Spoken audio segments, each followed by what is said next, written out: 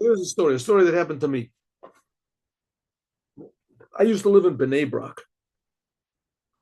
I've been living here in Kfar Chabad for like 35 years, maybe a little. But I used to live in Bnei Brak. So I lived in Bnei Brak for a few years, and I used to go every Friday to this market in a town called Pardes Katz. Pardes Katz is really part of Bnei Brak. It's part of the municipality of Bnei Brak, but it was like two different worlds. There was a big road called Jabotinsky Road, which divided between them. Pardes Katz. And Pardes Katz was like totally not religious. Now it's totally changed around. It was totally not religious, Pardes Katz. And I used to go there on Fridays and set up a little booth in a table in the marketplace and put the tefillin on people. Okay, so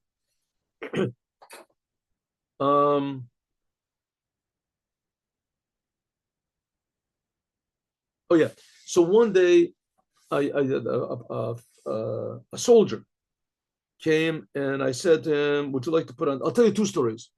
Two stories. One is a person came up to me and he put on tefillin and he said,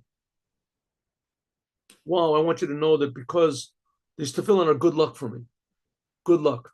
That's what I'm going to put on tefillin." He put on tefillin. I didn't ask him any questions. He said, "Want to hear how they're good luck?" I said, "Yeah." So he said, "I put on tefillin on Friday and I went to this dance contest in some sort of a disco or whatever it was. It was on Shabbat, of course, it's forbidden. I won a dance and I won the dance contest. I won the dance contest because I put on tefillin. So I won the dance contest that night." They said it really made me happy. So I said, "Well, you really got two things to be happy about." He said, "Really what?" I said, "Yeah, you should be happy. You just put on tefillin one time, right? One time, and you won the dance. You should be happy that I wasn't competing in the dance contest because I put on tefillin hundreds of times already. Hundreds of times I put on tefillin, but since I became religious, I for sure would have won the dance contest." So we laughed. And of course, the point is, I said, "Listen, you don't put on tefillin in order to, do things which are against the Torah. I mean, put on tefillin as much as you want to, but it's good. And, you're a free agent. I'm not going to, but I'm telling you, to participate in a dance contest is not as big a prize as putting the tefillin on themselves. That's putting on the tefillin themselves." But I don't know if I convinced them, but here's the second story. Second story is a soldier came up, passed by, and I said, "Want to put on tefillin?" I said, "Put on tefillin." And he started yelling at me, screaming at me. So because of you, Chabad, I got put into jail. Got into jail. What did we do? I said, "What do we do? You know what? I mean, I put you into jail. What did I do? What did I do? So he said, "Oh, there we go." He said, "Yeah." He said, "A couple months ago, I was AWOL for the Army. I had it all arranged with my friends. And I had somebody to cover for me. And I was saying I was sick and I was laying in bed. He put whatever it is, blankets. He rolled up blankets, put them in the bed. And I left the base and I had my friends. We were going to Eilat. Eilat is in the southern part. We were going to have a fun week, go swimming, whatever it is, and partying. And then I was going to come back. And it was Friday, right? I left the base like Friday in the morning. Nobody saw me. And it was in the central bus station. One of you asked me to put on tefillin.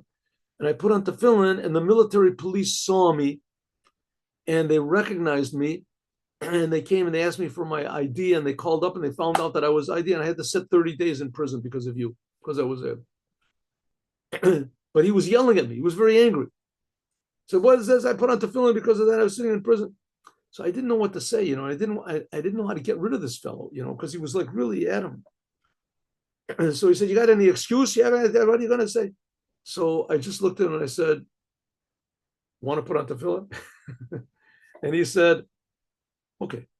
He put on tefillin, which shows that a Jew might have 1,000 reasons for opposing and for being mad, but deep, deep, deep down, he knows that there's things that you just don't understand in this world, and that God is basically good. And after all, he is creating us. right? And so anything that we lose, God forbid, in this world, like this guy lost his freedom. Well, where did he get his freedom in the first place? He got it as a gift from God.